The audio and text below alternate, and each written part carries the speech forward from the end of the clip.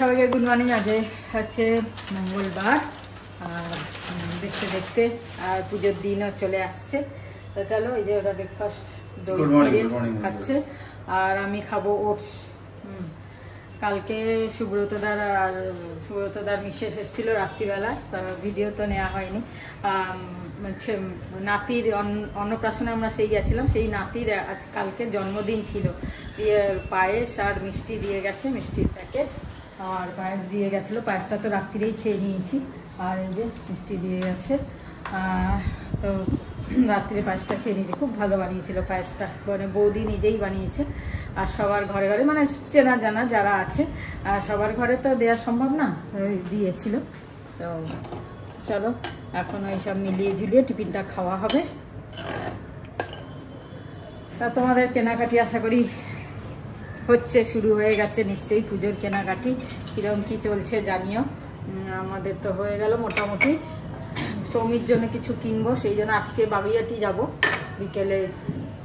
পায়েল আর আমি কয়েকটা জিনিস কেনাকাটি আছে সৌমির জন্য, পাঁপড় টাপড়, তারপরে বড়ি এসব নিয়ে যেতে বললো, এগুলো কিনতে যাব, সব কিনে নেব।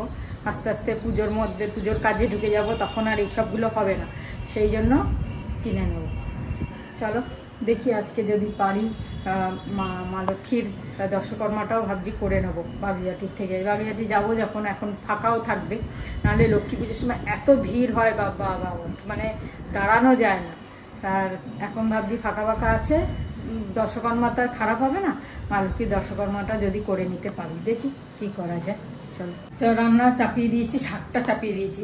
কালকে দুবারটি শাক এনেছিল, বেছে গুছিয়ে রেখে কালকেই কেটে রেখেছিলাম। কেন শাকটা হাত দিয়ে দেখছিলাম মানে ভেতর অর্ধেক পচা। দুবারটি থেকে খুবই অল্পই বেরিয়েছে, যা বেরিয়েছে তাই করে নেবো, হয়ে যাবে, একবেলা হয়ে যাবে। দুবারটি ভালো থাকলে মোটামুটি 2 দিন হয়ে যায়। তো যাই হোক, একদিন হয়ে যাবে এটাই। জোয়ানটা ধুয়ে দিয়েছিলাম পরশু দিন, এখন রোদটা রয়েছে, আবার বৃষ্টি শুরু হয়ে যাবে, তখন আর জোয়ান ধুতে পারবো না। একেবারে 200 জোয়ান ধুয়ে দিয়েছি বেশি করে। ব্যাঙ্গালোরেও নিয়ে যাবো আর ওখানেও থাকবে। তো এখন এই সাউথের দিকে রোদটা আসছে, এদিকে রোদটা আসছে বলে এখন সারাদিন এখানটা দিয়ে রাখতে পারবো, আর কি ভালো শুকিয়ে যাবে। অনেকটা শুকিয়ে গেছে, অনেকটা জোয়ান তো, একটু টাইম লাগছে শুকোতে। অনেক বড় জায়গা হলে তাহলেও হতো, আমি এতেই দিয়েছি যথেষ্ট। তো অনেকটা শুকিয়ে গেছে, 2 দিনে টেনে গেছে অনেকটা। আজকে দিলে হয়তো হয়ে যাবে, থাকুক। কিন্তু পুরো রোদটা আসে না, কিন্তু তাও আসছে আর কি। একদম ছাদে দিয়ে আসতে পারি, কিন্তু হুট করে আবার বৃষ্টি চলে আসবে, নিয়ে আসার জন্য সমস্যা। যাই হোক, অনেকদিন শুক্তো খাইনি, তাই ভাবলাম কালকে শুক্তো খাবো। তা আজকে শুক্তো খাবো। তা শুক্তোর জন্য সবজি আনতে বলেছি, সোনা আটা পাইনি, তারপরে মিষ্টি আলু পাইনি, কাঁচকলা আর পেঁপে তো আছেই, আলু বেগুন এগুলো সব ছিল। উচ্ছে আনিনি, ভুলে গেছে। যাই হোক, কালকে করব হয়তো, কালকে আবার দেখতে হবে সবজি। নয়তো বিকেলে বাগুইয়াটি যাব, দেখবো ওখানে পাই কি না। চলো সবজিগুলো রান্না করতে করতে ধুয়ে নিই, সব ধুয়ে টুয়ে শুকাতে দিয়ে দিই। শাকটা বেরিয়ে গেল নাকি, এই দেখো উগারটির থেকে এই করে দিয়ে দিয়েছি, হয়ে যাবে একবেলা মতো। তাই অনেকদিন পর শাক খাওয়া হচ্ছে। মাঝে আর একদিন খেয়েছিলাম, লাল শাক এনেছিল, লাল শাক, এটা ভালো ছিল মোটামুটি, কিন্তু এবারের শাকটা ভালো না। 12টা বাজতে চললো। আজকে কিরকম একটা গরম লাগছে, আবার একটা চাপ লাগছে। আর আগুনের দ্বারা যেন থাকা যাচ্ছে না, ততক্ষণে মনে হচ্ছে রান্নাটা শেষ হবে, তারপরে বাবা শান্তি বাজবে। যাই হোক,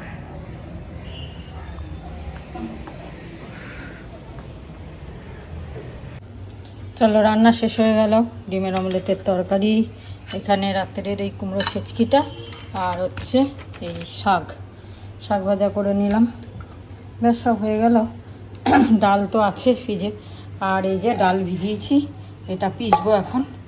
এটা কাঁচা লঙ্কার ডাল পিষে নেবো, আর পেঁয়াজ দিয়ে একটু পোস্তর দানা দিয়ে নুন হলুদ দিয়ে বড়া করব ডালের। অনেক দিন ডালের বড়া খাইনি, এই গরমকালে ডালের বড়া খেতে খুব ভালো লাগে, তাই ভাবলাম এই ডালের বড়া আজকে ভাজবো। এগুলো চিনির কৌটোটা না বর্ষাতে কিরম হয়ে গেছিলো, গায়ে আটকে ছিল। আজকে শেষ হলো চিনি, সব ধুয়ে দিলাম। রোদে দিয়ে আসি, শুকিয়ে যাবে।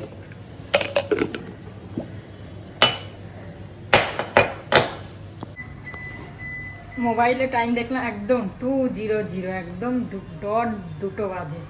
তা চলো, হয়ে গেল। আর বড়াগুলো ভেজে নিচ্ছি গরম গরম। আর কালকে বড়ির ঝাল ছিল, সেই একটু খাওয়া হবে, সব মিলিয়ে ঝুলিয়ে আজকে লাঞ্চ। ডালটা খুব বেশি মিহি করে পিসিনি, একটু একটু দানা দানা রয়েছে, বেশ ভালোই লাগে এটা খেতে, একটুখানি কড়মুড়ে ভাব হয়। তো আজকে এই খাওয়া হচ্ছে। চলো, ঘুরি নিয়ে এখন বাজে 7:40। আর চা করলাম, চা খাবো। আজকে তো বাবুইয়াটি যাওয়ার কথা ছিল, কিন্তু পায়েলের শরীরটা খারাপ হয়েছে, তাই দুপুরবেলা ফোন করলাম। আমাদের সকালেও কথা হয়েছে যাব, কিন্তু দুপুরবেলা ফোন করলাম, বললো দিদি শরীরটা খুব খারাপ লাগছে। আমি বললাম যাস না বাবা, শরীরটা খারাপ যখন তাহলে আজকে রেস্ট কর। কেন ওই হাতিবাগানে গিয়ে আমার যেরকম হয়েছিল, আমি বললাম না, যদি শরীরটা খারাপ হয় আবার মুশকিল হবে, তা যাস না। সেই কারণে আজকে আর গেলাম না। বিকেলে যাবো, মানে ইয়ে করেও যাওয়া হলো না। বিকেলবেলাই ও বললো যে যাব না, আজকে আর যাব না। ঠিক আছে, তা সেই কারণে যাওয়া হলো না। হেঁটে এলাম, হেঁটে এসে সন্ধ্যা টন্ধে দিয়ে চা করছি। ওরা তো খেয়ে নিয়েছে, চলে গেছে ছাদে হাঁটতে অভি। আর আমি চলো চা আর এই বিস্কুট একটু খাই। এখন আর সন্ধ্যাবেলায় কিছু খাচ্ছি না, একটুখানি ইচ্ছা করে নোনতা কিছু খেতে খেতে, কিন্তু খেলে মুশকিল হচ্ছে, হজমটা কদিন ধরে হচ্ছে না ঠিক মতো। তো সেই কারণে আর খাচ্ছি না, চা বিস্কুট খালি খাচ্ছি, ব্যাস। খিদে থাকছে, খেতে ইচ্ছা করছে, কিন্তু খেতে পাচ্ছি না, খাচ্ছি না আর কি জবরদস্তি। যাই হোক, চলো চাটা খাই, খেয়ে তারপর দেখি কি করব। কিছুই করার সেরকম নেই, কিন্তু তাও দেখবো খুঁজে কি কাজ করার আছে। আর তা না হলে পায়েল বলছিল দিদি আসিস, বসে বসে গল্প করবো। তো আর ছাদেও যেতে পারিনি, তাই বলছে এসে আসিস, গল্প করবো। আমরা ঠিক আছে, দেখছি। বাজে এখন 8টা, আটাটা মেখে নিই, তারপরে পায়েলের ঘরে যাব গল্প করতে। আর এই বর্ষাকালের চিনি, তাই ভাবছি সকালে ওই চিনির ডাব্বাটা ছোটোটার মধ্যে রাখি সব সময়, সেটা ধুলাম। তারপরে ওটার মধ্যে চিনি ঢাললাম, এটার মধ্যে শেষ করলাম। এটার মধ্যে থাকে, মানে বেশি করে কিনে নিয়ে আসার পর এটার মধ্যে ভরে রেখে দিই, তারপর ওটাতে ঢেলে করি। এবার এটাও দেখছি সেই চ্যাটে হয়ে গেছে। বর্ষার চিনি কিরম ভেজে যায় না, পুরো ডাব্বা চ্যাট হয়ে যায়। এখন এটাকে ধোবো, আর তারপর আটাটা মেখে নিই, তারপর এটা ধোবো। আমাদের এই অজিমপুর মাঠে শ্রাবণ মাসের মেলা চলছিল, তো প্রায় 1.5 মাস ধরে মেলাটা চললো। 7 তারিখে শেষ হয়েছে, মানে কালকে না পরশু 7 তারিখ ছিল, পরশু দিন শেষ হয়েছে।